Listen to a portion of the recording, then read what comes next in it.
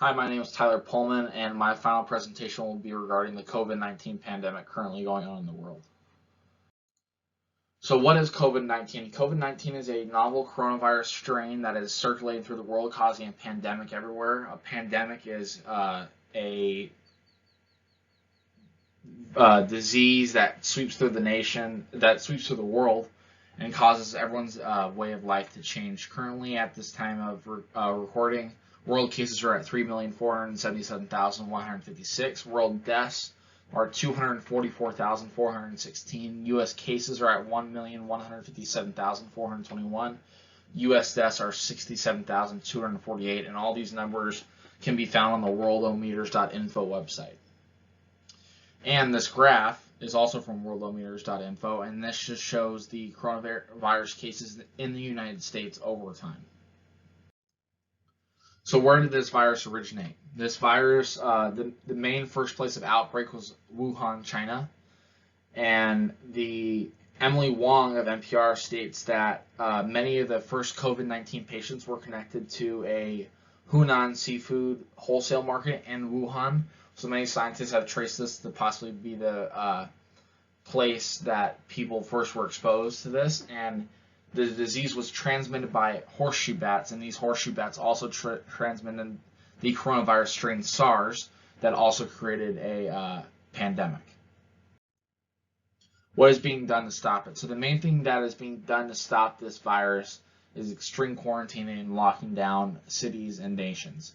So almost every country in the world, every big country in the world has shut down public life to try to stop this virus from transmitting from person to person.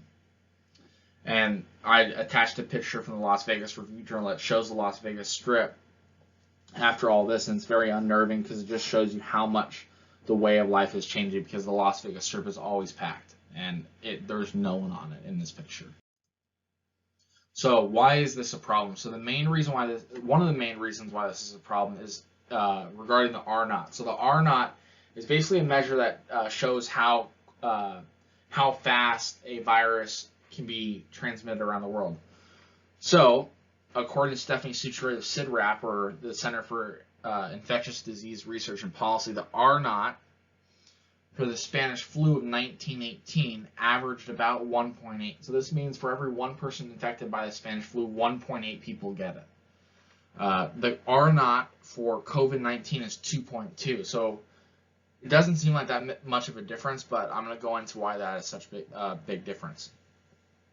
So for an R0 of 2.2, it basically means one person gets it, then 2.2 people get it, then 4.84 people get it. And then after a period of time, without any social distancing measures in place, you'll have 1,457,498.96 people infected.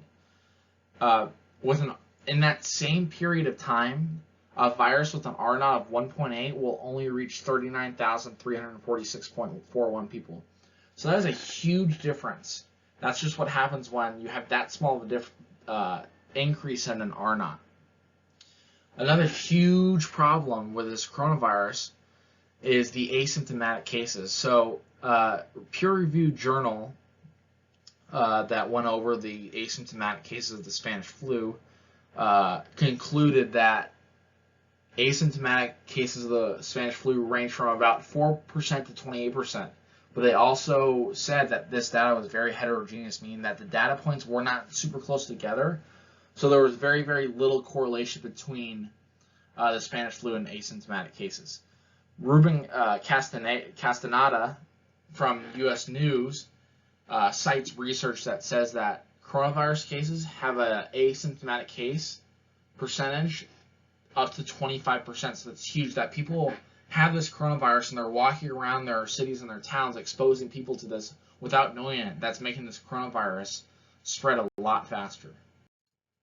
How's public health involved? So the first way that public health is involved is by finding a vaccine for this.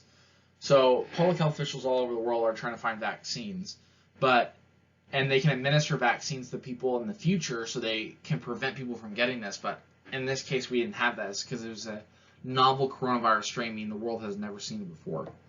The second way public health figures can get involved is stockpiling medical equipment in preparation for pandemics like this. And governors in the United States have been asking the government for ventilators, and they've been complaining that they're not getting enough.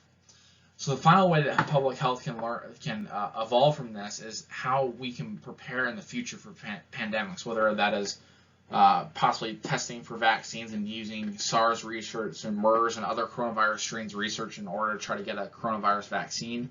Also, maybe putting more money in the public health sector to try to get better stockpiles for future pandemics. Other possible solutions for, instead of just extreme quarantining, the main one that is circulating today is called contact tracing. So basically everyone would have an app on their phone. They'd be walking around, and when a person is infected by coronavirus, they would go on their phone, say, hey, I'm infected, and then when they come into contact with another person, their phones can communicate with each other and say, hey, you just became in contact with a person with coronavirus. You need to quarantine for 14 days and watch for symptoms. That way public life can open back up, but people can stay informed that they come in contact with someone with coronavirus.